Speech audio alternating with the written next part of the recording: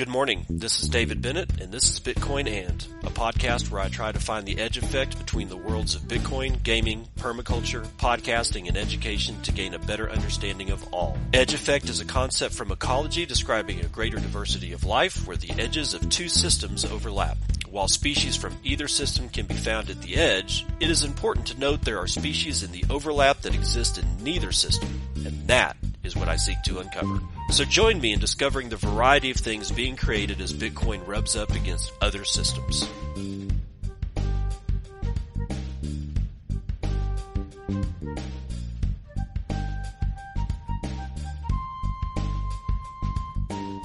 It is 8:54 a.m. Pacific Daylight Time. It is August the 30th, 2024, and this is episode 944 of Bitcoin. And I really do hope you guys will go and listen to the King Ranch episode. It was episode 943. I released it the day before yesterday, and I didn't do one yesterday sort of just to let that particular episode kind of take the spotlight.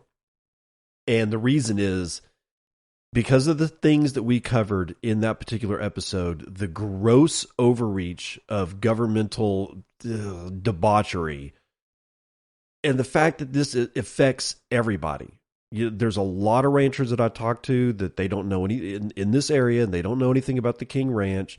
And when I say that it's a ranch in Washington, and I'm talking to a rancher in Idaho, they'll go, "Oh, well, I don't give a shit about what's going on in Washington." Yeah, well, you probably should, because there's already 3 separate instances of stuff kind of like this going on in Idaho, and you wouldn't expect that.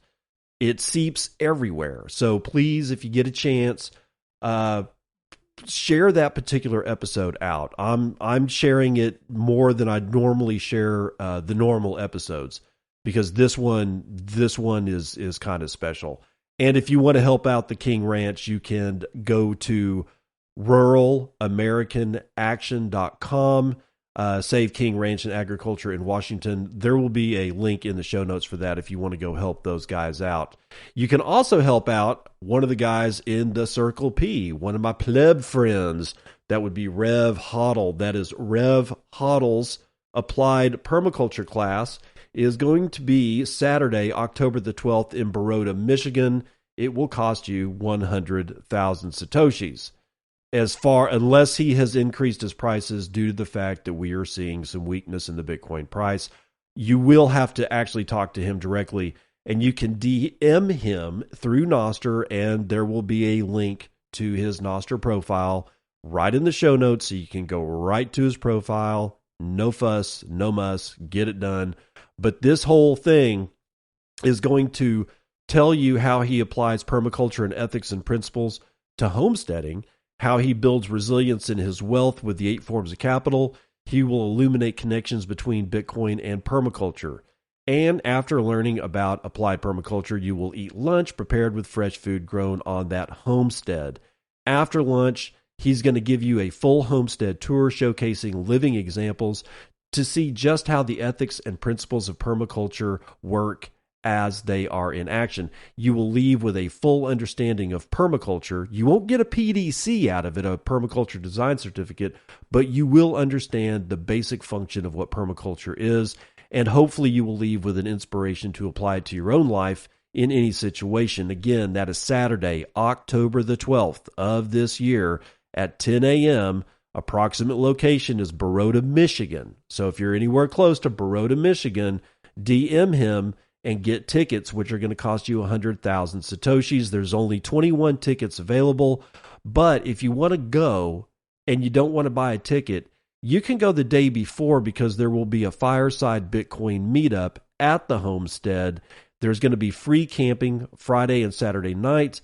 If you want to book a house or a yurt or a tiny house, you will have to DM Rev Hoddle for details and pricing on that one. So again, Friday, October the 11th, earliest check-in time is 3 p.m., and that's for the Fireside Bitcoin Meetup, and anybody can go to that if they want to.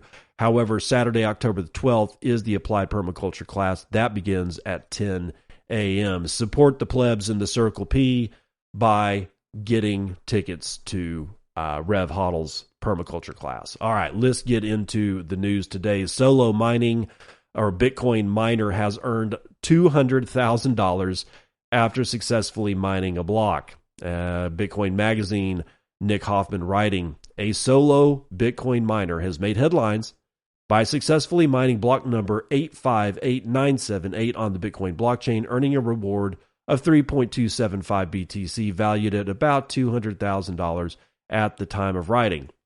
The block mined earlier today contained 2,391 transactions, according to blockchain data. The miner's accomplishment is significant given the increasingly competitive landscape of Bitcoin mining, where large mining pools usually dominate. Solo miners face the challenge of competing against large resource-rich mining pools. However, although rare, the rewards can be substantial, as demonstrated by this and many other previous solo miners' successes. Quote, congratulations to miner, and then there's just a huge name of just numbers and letters, blah, blah, blah, for solving the 291st solo block on solo.ckpool.org, said Solo CK Administrator Dr. Con Colivas. This hefty miner with 38 petahashes would solve a block on average once every 4 months. The achievement by this solo miner also serves as a reminder of the decentralized nature of Bitcoin. And one of the reasons I just wanted to bring this up because, I talked to a guy on Nostr that had 2 BitAxe solo miners running in a pitcher. And I just asked him, it's like, if he had, well, actually, no, that was another person. There was a person yesterday or the day before that I asked him about, because he said that he had a BitAxe. And that, he was getting more sats out of his Lightning node than he was out of his BitAxe. But I asked him the question, have you learned anything about mining? And he's like, oh yeah, I've learned a lot about mining. And I think that's really the value proposition in getting something like a BitAxe. It's not about solo mining and possibly, cracking open a block all by yourself and getting 3.25 whatever Bitcoin out of it. I think it's more about learning how to mine, how to connect to different mining pools, what templates are. And I believe that that's sort of the great thing about having something like a BitAxe. I don't have one yet, but I'm getting real close. I mean, I've already got 2 nodes, 2 Bitcoin full nodes and 2 Lightning nodes.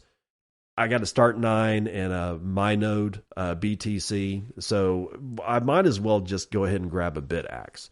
But the only reason that I would is just simply to learn how mining works, how to connect to different pools.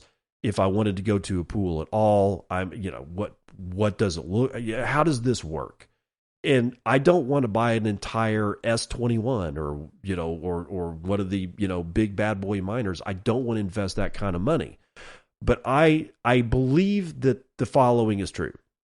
You can learn the exact same amount of information about mining, how to do it, what it means, by getting a $400 BitAxe or however much they cost, because they don't cost what an S21 costs. You will learn the same amount about mining doing that as you would if you got 4 big bad boys from, Bitmain, right? And I think that should not be overlooked. I'm just putting that out there.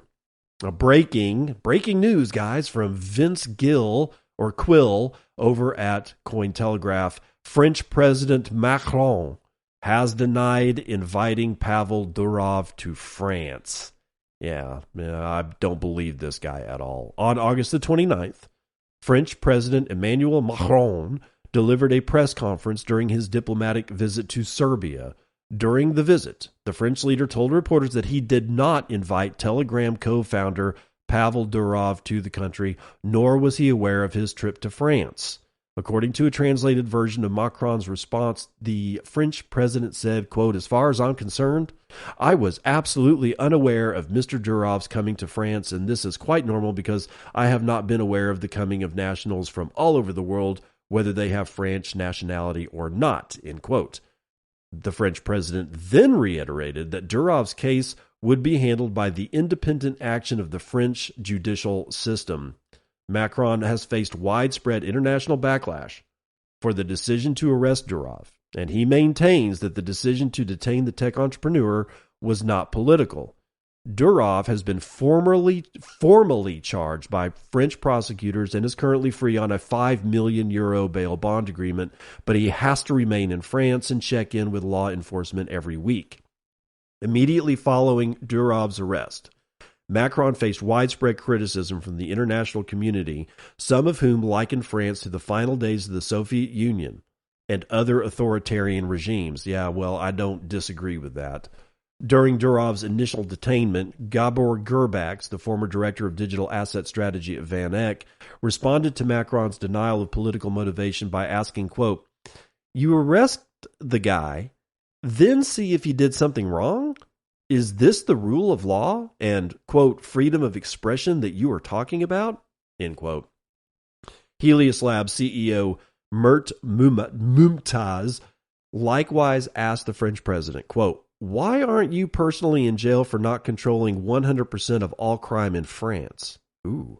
The Solana-based developer also told Macron, quote, "You can't keep founders personally liable and charge them up to 20 years for not moderating speech and at the same time claim that you're deeply committed to the freedom of expression," end quote. The arrest of Durov has sparked fears of a broader crackdown on decentralized technology and free speech-oriented tech entrepreneurs, prompting Rumble CEO Chris Pavlovsky to depart from Europe altogether after his company allegedly received threats from French officials. Yeah, France not doing themselves any good at all at this point. All right, so, here's the thing.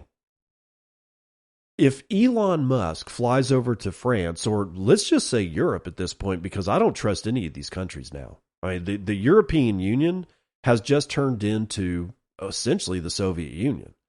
Gabor Gurbax is not wrong. He is not wrong when he's like going, dude, this is just wrong. This is terrible what you're doing. At this point, if Elon Musk flies to France or any of the other European countries and he steps off the plane, does he get arrested?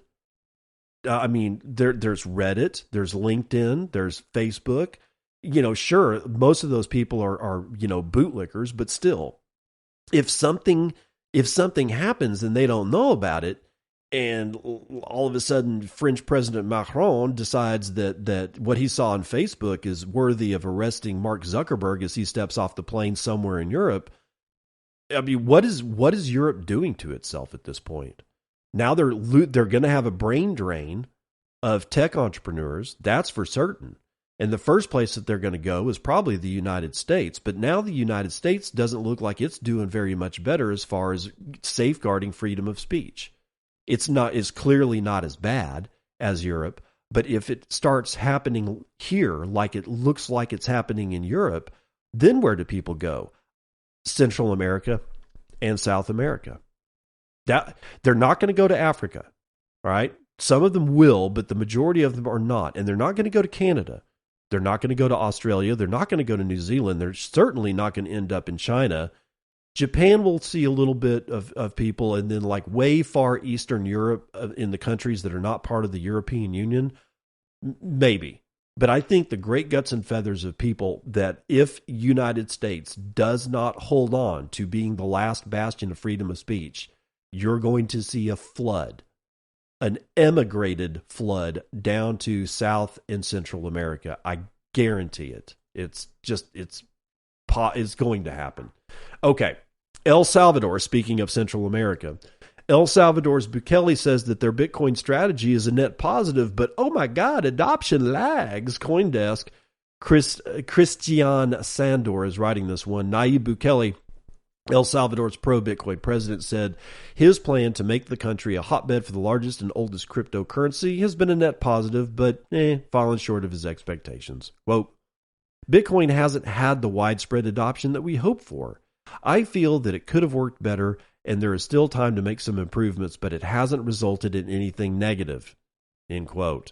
El Salvador, however, has benefited in multiple ways from positioning itself as a Bitcoin-friendly country, while the risks that institutions such as the IMF warned of have yet to materialize, according to Bukele. It gave us better branding, he said. It brought us investments. It brought us tourism. I do believe that the positive outcomes outweigh the negative, and the issues that have been highlighted are relatively minor. El Salvador, under Bukele's leadership, became the first nation state to start purchasing Bitcoin as a treasury asset in September of 2021. Bukele also reminded that El Salvador was a first mover, and today Wall Street companies are offering numerous Bitcoin-related investment products, and the crypto playing a sizable role in this year's U.S. presidential election. The country has accumulated a sizable Bitcoin stack through a combination of direct purchasing and its citizenship program. The country, Bukele said, has about $400 million worth of BTC in a single public wallet alone. I'm not going to say it's the currency of the future, but there's a lot of future in that currency. That's kind of an interesting way to say it. All right, so my question is, why is CoinDesk putting this out? Because honestly, given the price striking that we're seeing over here, and we're seeing a couple, like more than a couple of red sticks to the downside, I'm seeing clearly, as you would expect, bunches of negativity reflected in today's stories, and I'm cherry picking the ones that are not just want to make you go cry, right? But honestly, I don't understand what Bukele is saying here. I don't think he's changing strategy. I don't think that, but is it possible that 58K gang has even gotten to the president of El Salvador? Honestly, I hate those guys. I hate them all. I can't stand the 58K gang, and it's time to let it go, people. Just let it go. Anyway, from DeFi land to the open sea, the SEC has threatened the entire crypto world, except for Bitcoin, because they're not going to go after Bitcoin. Andre Bagansky is going to tell us more about what's going on here with the SEC from Decrypt. As U.S. Securities and Exchange Commission presses forward with efforts to regulate crypto, the agency's enforcement have left a sprawling paper trail across the industry. Whether it's entities issuing coins or exchanges enabling them to trade, more market participants are waking up to a so-called Wells Notice. On Wednesday, that Wells Notice letter boiled to the surface of the NFT space as the prominent marketplace OpenSea said that it had received one as well. Before the SEC takes formal legal action against any entity, the agency will often send the targets of an investigation something called a Wells Notice. This document outlines perceived violations of securities laws that have been committed while providing the entity an opportunity to rebut those claims. And last year, crypto watchers became familiar with the term as the SEC embarked on a spree of enforcement actions following the collapse of prominent crypto exchange FTX. Before the regulator sued Coinbase, for example, the company disclosed that it received a Wells Notice focused on the firm's asset listings and staking services. In response to Wednesday's OpenSea revelations, Coinbase CEO Brian Armstrong said on Twitter that he's long Wells Notice companies, telling OpenSea co-founder and CEO Devin Finzer, "Congrats and welcome to the club."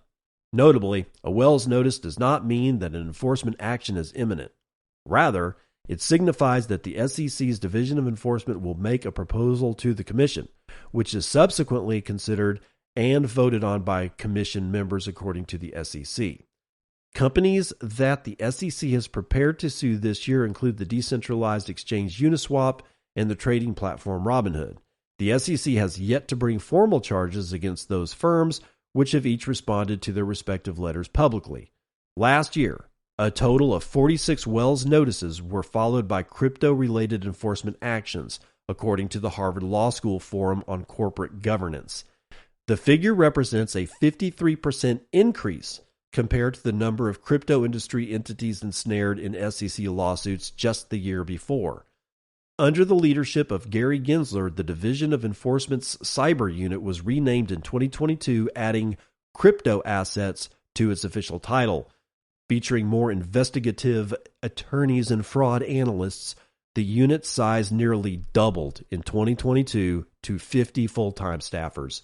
In the SEC's announcement, the Division of Enforcement identified key areas that its investigative efforts would focus on: digital asset offerings, exchanges, lending and staking products, DeFi platforms, NFTs, and stablecoins.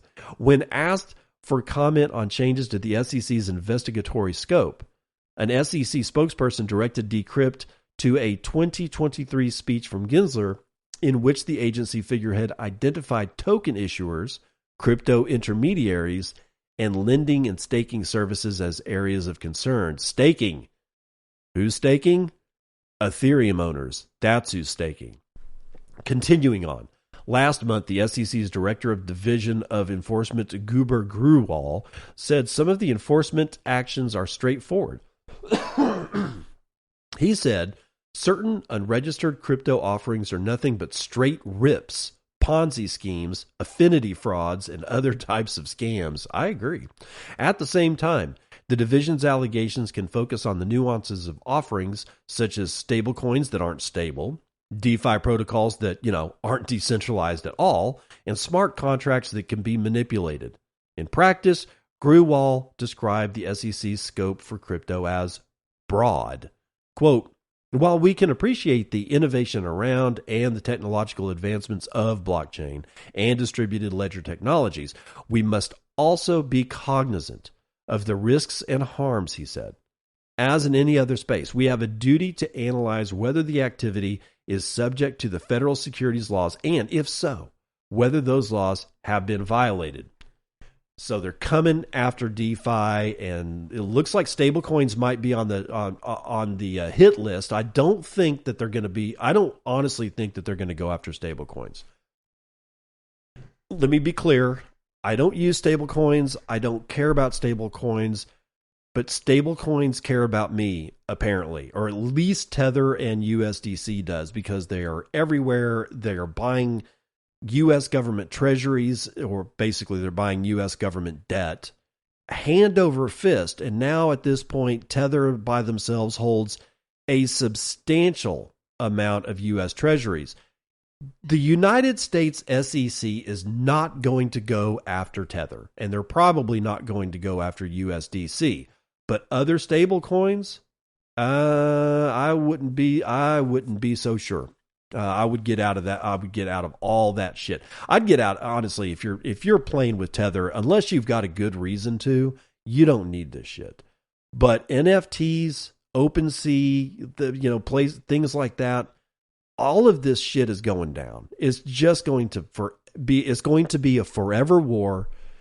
I would imagine that the next 10 years is going to be 100% wall-to-wall solid Wells notice to every single company that has ever released an NFT.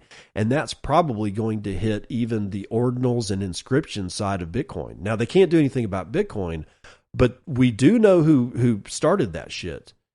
And it's possible that if you even touch that crap, then not if you bought it, but if you were a person that spun some up, like ordinals and inscriptions, and somehow or another you leaked your personal information when you did it, man, I don't know. I would just get rid of all. I would stop doing it. I would get rid of all of it. I would run the fuck away, because these guys are going to get serious about this bullshit because it's low-hanging fruit. Tether is not low-hanging fruit. Tether is like they'd have to chop down one of their own trees to get to that top of that fruit, or to the top of the tree to get that fruit, because of the fact that Tether's buying U.S. treasuries at the scope that they're buying them. They don't hold just a few guys. They hold enough that the United States government is going to look at Tether and go, we're leaving these guys alone. Nobody else wants our debt. Japan doesn't really care. China's not really buying. The petrodollar system is technically dead, and then it will be officially dead here in like at least another couple of years. But Saudis, Dubai, United Arab Emirates, all those guys, they're not coming to the auctions. The only person that's come to the auction is Tether, and I guess the Federal Reserve. Because the Treasury issues the Treasury bonds, and they can't buy them themselves. So I recognize the fact that the only people out there that can buy those bonds is the Federal Reserve. But now that they got Tether and probably USDC, I guarantee you that those guys are going to be left alone. Let's run the numbers.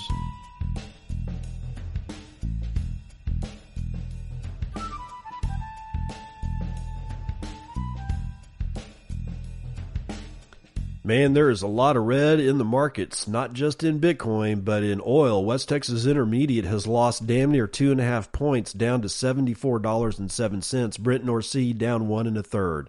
Natural gas is down 0.61% to $2.12 per thousand, and gasoline is down 1.5% to $2.21 a gallon. No shiny metal rocks are shining all that well today. They're all in the red as well. Gold is down damn near a full point. Still hanging on to 25.36 though. Silver is down 2 points. Platinum is down 1 1/4. Copper is down 1/4, and palladium is down 1 1/3. Biggest loser in ag today looks like it's going to be sugar, 1.21% to the downside. Biggest winner is wheat, 1.71% to the upside. Live cattle is up 0.73%. Lean hogs are up 0.8%. Feeder cattle are up 2/3 of a point. Dow is down 0.13%. S&P is up the same, 0.13%. NASDAQ is up 0.4%, and the S&P Mini is down 0.11%. Clark Moody's dashboard flashing a price of $58K. I can't stand the $58K gang anymore. We've got there somebody do something. Somebody think of the children.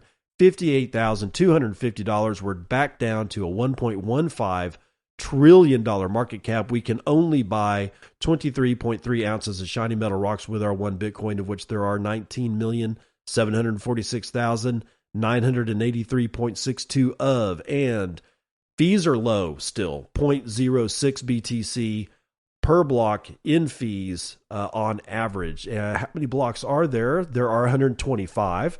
They are carrying 232,000 unconfirmed transactions waiting to clear at high priorities of 8 Satoshis per VByte. Low priorities are 5 Satoshis per VByte. So we've gotten just a little bit of spike in fees. Hash rate is at 568.1 exahashes per second. Now on to Ranch Wars, the King Ranch. Dubrovko is the top booster, 4,460 sats, says Baller. Most of this boost is going towards the interviewee. Looking forward to listening to this. Well, Dubrov, she doesn't have a lightning address. And this is something that I have been thinking about a lot.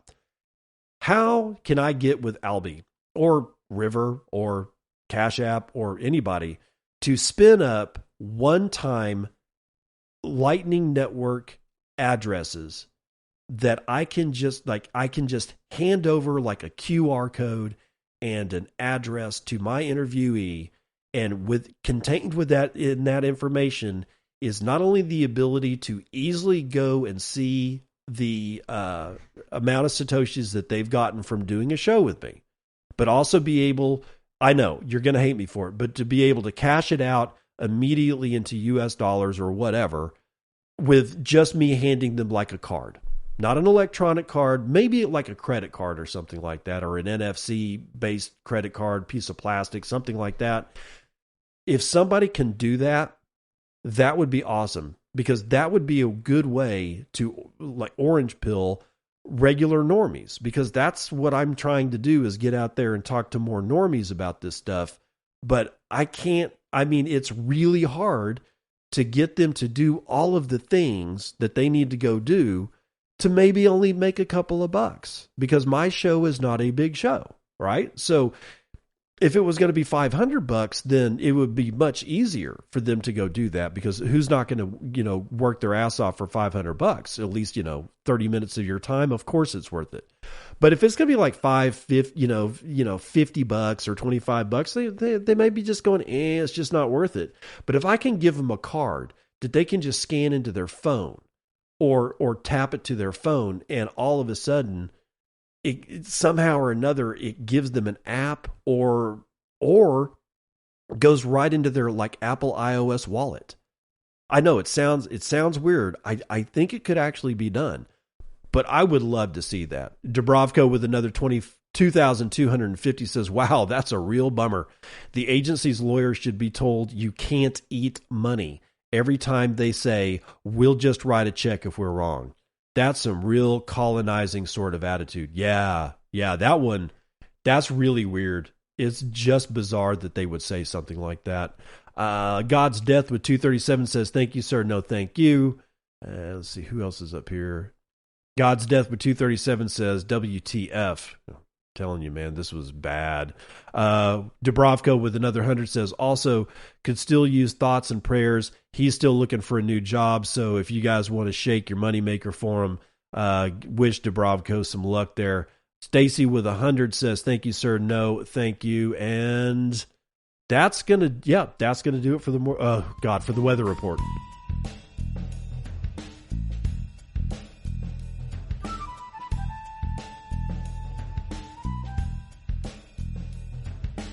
Welcome to part 2 of the news. You can use Geyser version 0.12.0. A major user experience redesign has been released.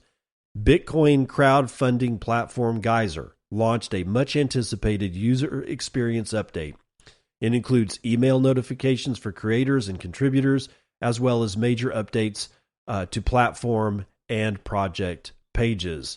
Quote, we're excited to introduce a major redesign in the user experience, one of the most requested updates from our community. And since launching Geyser almost 2 years ago, we've gained valuable insights, and this update reflects what we've learned, announced the project. So what's new? Creator and contributor emails. Implemented a recurring email notification system that provides weekly or monthly alerts about project progress for both creators and project followers. There's notification settings, so both creators and the contributors have full control over their notifications.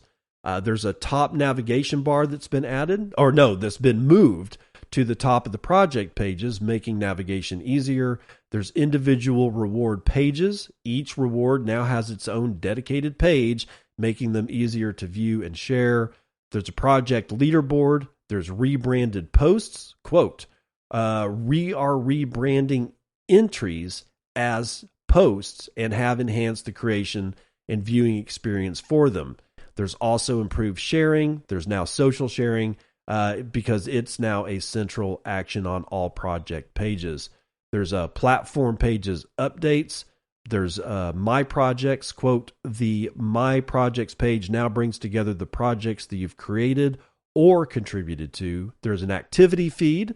There's a global leaderboard and more. So if you want to go look at the new Geyser, I suggest that you run over to geyser.fund/project/the Bitcoin and podcast. I'm going to put that in the show. Actually, that is always in the show notes now. You can go over there and look to see what they've done to geyser.fund. Geyser, I was kind of not losing hope. I just hadn't seen Geyser out in the wild very often as of late. And when I mean as of late, as of the last 9 months, hadn't seen people posting their their Geyser pages, hadn't seen a whole lot. And then all of a sudden they update with 0.12.0, and this thing looks freaking spectacular. So if you want to go take it for a spin, geyser.fund/project/the Bitcoin and podcast. Binance is back in the news, and it looks like Ray Youssef was correct. Binance has admitted to freezing Palestinian accounts at the request of Israel. The company refutes claims that it seized funds from all Palestinians, clarifying that only a small number of accounts were restricted. The exact number of affected users remains unclear. Quote, Binance has seized all funds from all Palestinians as per the request of Israel Defense Forces, and that was what I was telling you about. That was the tweet by Ray Youssef, which is the CEO of No One's trading platform. The letter in Hebrew, he was referencing this letter that the Israeli Defense Force sent out, I guess. He says the letter in Hebrew states that Israeli anti-terrorism laws allow the Minister of Defense to temporarily seize property. Yeah. But down here, let's see here. According to, there we go. Here's this this post by Lola Leitz. And she said that she's been chasing this story since October of 2023. She says, I spoke to sources in Gaza whose Binance accounts have been frozen. The addresses they provided were not listed in Israel's official seizure orders. I was then put in touch with Turkish and Saudi Arabian nationals whose Binance accounts were frozen, who were allegedly told to contact the Israeli police. The claim that Binance is freezing all Palestinian accounts, to my knowledge, is not correct, and this is what kept the story from being published. Palestinians in the West Bank appear to be unaffected, while Palestinians in the Gaza Strip were only affected so long as they had a certain balance in their account, but we couldn't figure out what that threshold was, as communications into Gaza were effectively cut off. So I reached out to other news outlets hoping that I'd get help investigating the story. I reached out to CoinDesk editor-in-chief Kevin Reynolds, both via email and on the personal phone number that he gave me, and I got ghosted. I reached out to other news outlets hoping that that I'd get help investigating the story. I reached out to CoinDesk. Oh, I already read that. I'm sorry. I heard something in the back and I lost my place. I reached out to Forbes, who were initially interested in the story, but Forbes refused to let me publish under my pseudonym. Just recently, I reached out to Bennett Tomlin and Cass Pianci of Protos and got ghosted there as well. In November of 2023, a journalist from Reuters contacted my source to write about the account seizures but dropped the story as well. Binance owes us an explanation under what legal framework it seizes the accounts of Palestinians in the Gaza Strip not listed in official seizure orders, and under what legal framework it seizes the accounts of foreign nationals on behalf of the Israeli government. So it's not looking good for Binance being led around by the nose by any nation, whether it's Israel or the United States or Greece. It doesn't matter. I mean, I don't have a beef with any of these countries. I do have beefs with their government because it's always the government that gets the people of a nation into trouble. It's always the government of a nation that makes the nation's name a bad name. It's not the people. It really isn't. It's the governments that do this. But if it's true, if it's absolutely 100% true, and we get like the documentation under what circumstances that Binance seized these accounts and what these accounts looked like, and it was seized at the behest of the Israeli government, and at if it was actually not just the Israeli government, but the IDF, now you got a military subsection of a government calling the shots. And that's honestly kind of scary. Let's move on. Nostr Web Services version 0.1. Exit node internet relay, .nostr domains, and more. Listen up, guys. This is gonna help. Nostr Web Services replaces the IP layer in TCP transport using Nostr, enabling secure connections between clients and backend services. Exit node domain names make private services accessible to entry nodes. What does that mean? That means that these guys are using the Nostr protocol in the same way TCP IP is being used in the internet. What does that mean? That means this is a second internet. I told you guys before that we're having to go all the way back to 1991 to fork the internet at that stage and rebuild everything again. That's what we are in effect doing, is forking the internet, but we're forking it way back in the protocol, right? It's like going back to what was available to us in 1991. And honestly, in 1991, it wasn't much. It was kind of crappy. It was actually very crappy to using the internet back then. And people are bitching about how Nostr, has some peccadillos. I'm like, yeah, you think having some, try this. Be me, go back to 1991 and type in 157.88.164.22:8008 to go to a website. That was me in 1991. Have no Google. Have no DNS or domain name services. You know how you can just start typing shit into your browser URL bar, and all of a sudden it like you can just type the website. Like, I don't know, not like, let's just nostr.com. I don't even know if that's a thing. Just nostr.com, and you hit enter, and all of a sudden it resolves the actual IP address for you. It does it all in the background, and you just magically appear at the website. None of that shit existed in 1991 through 1994, and here we are with NWS. We're going to rebuild the web the way the web was supposed to be built in the first damn place. Quote, I'm excited to announce the first release of NWS, a resilient connectivity solution that leverages nostr as a transport for TCP. NWS enables seamless communication between devices without public IP addresses. Let me read that again. Enables communication between devices without public IP addresses. Announced as Mogo. Quote, this is just the beginning. With many more features and enhancements on our roadmap, we are excited about the future of NWS and its potential. Stay tuned for more updates, added the developer. So here's the key features. Exit node internet relay. Quote, exit nodes can relay public internet traffic, allowing entry nodes to access the internet using the exit node's outgoing IP address. I'm not going to pretend like I understand that exactly. I'm just reading it so you have the information. 2. .nostr domain support. Quote, NWS now supports .nostr domains, which are valid RFC 1035 domains. This feature ensures compatibility with most existing clients. 3. Reverse TCP connect mode. Quote, we've added a reverse TCP connect mode where the exit node initiates a TCP connection to the public entry node upon receiving a request. This mode utilizes nostr for service discovery while forwarding data packages through the reverse connection, enhancing connectivity and reducing load on public nostr relays.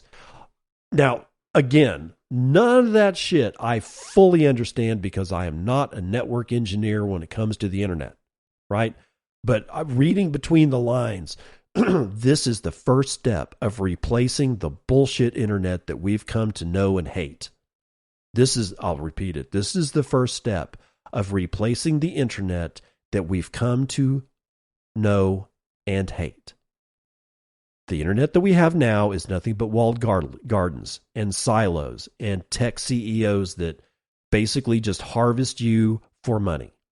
Not because you're paying for their service, but because you're getting their service for free, but they are harvesting your data and selling it to the highest bidder. You are the product in the internet that we have today. A nostr internet is a better internet. There will be instances where people will harvest your data because people are people and people are greedy. But you have more control. You will have more control in this instance. It's going to be a years-long struggle, right? This is not going to fix everything by, Halloween. This is going to take a long time, a lot of money, a lot of people, but we're going to rebuild the web. And nostr is going to play a central role in that. OpenSats has announced support for the Tor project, which is also going to help us rebuild the web. Quote, OpenSats is pleased to announce a support for the Tor project, a nonprofit organization dedicated to privacy and internet freedom since 2006. This grant will expand Tor project's Onion service team to enhance DDoS protection and ensure reliable anonymous communication, crucial for Bitcoin and nostr users in censored regions. Let's see if they actually give how much they're giving. It doesn't say how much support OpenSats is actually giving to I'm still scanning, making sure that yep. I'm not seeing how much money OpenSats has actually given to the Tor project, but they have given money to the Tor project as well. Alex Gleason has gotten an OpenSats grant for long-term support. Alex recently launched Ditto, a decentralized self-hosted social media server with a built-in Nostr client and relay compatible with Mastodon apps. Alex also contributed to Nostr Bridge, which connects Nostr with the Fediverse, Soapbox, which is an open-source customizable front end for decentralized networks. Nostrify is a Nostr framework for web browsers, and Dino, I don't know what that is, Letter, L-E-T-R, a dynamic creator platform on Nostr for content sharing and compensation. And with this grant, Alex aims to introduce features like npub username purchases with Zaps, a profile customization shop, a better Mastodon app support. He'll grow the community by migrating Soapbox servers, onboarding Nostr communities, and launching henhouse.social for women. Additionally, Alex will improve Ditto with bug fixes, UX enhancements, and performance improvements. OpenSats, oh, no, they're just describing themselves as a 501c3. Yes, we know that.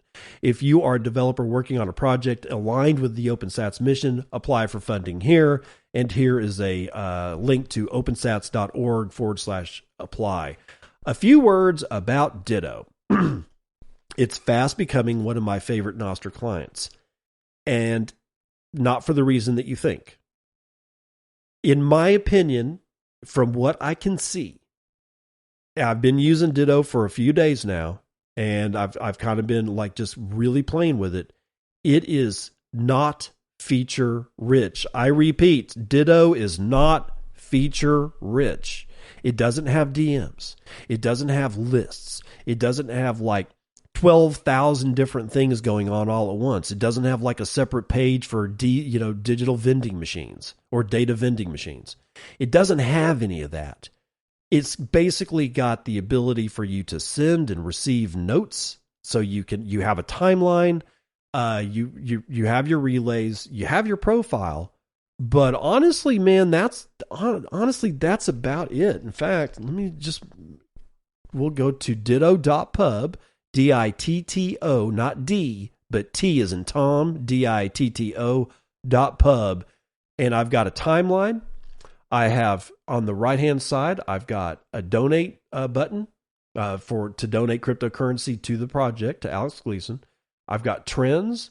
I've got things like report an issue, about Ditto, and then I've got my timeline in the middle, and on the left-hand side, I can go to a discover page.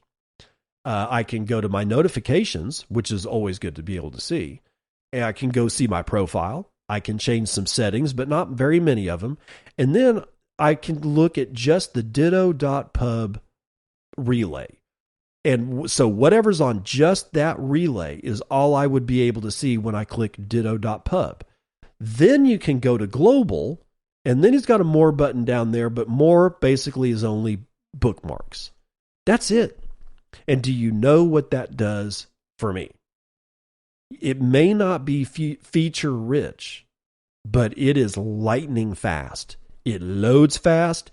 It sends notes fast. And if I do want to send a note, I can add a picture or a GIF or like an MP4 or something like that. I can do all the rest of the stuff that I normally do. I can hide the text if for whatever reason I want to do that. And I've got the ability to insert emojis. So I've got everything I need. So in my view, this is a stripped down Nostr client that is lightning fast. And because of its speed, that's what I like about it. It doesn't hang up on me. I don't have to refresh it a lot because I have to refresh all these clients quite a bit. Sometimes I have to dump completely out of them and then get a new tab up and then get back into them. And I think this because a lot of clients, a lot of the developers are just dead set in putting every single thing that they can into their Nostr client. And what Alex is showing us here is that what happens when you don't do that, you get a speedy client. And that speed the feel of being able to scroll your timeline, the feel of sending it, like hitting post and it's not really sitting there spinning its wheel, the speed of which you can upload a picture or a video or something like that. It all goes together to have a unique Nostr experience or a Nostr client experience that is, generally speaking, not normally seen. It's not that it doesn't happen. It's just that I get the feeling that a lot of developers are really keen on putting all the lights, whistles, and bells on it and not understanding that it kind of degrades the user experience. So hats off to Alex Gleason, and that's going to do it for the Morning Roundup.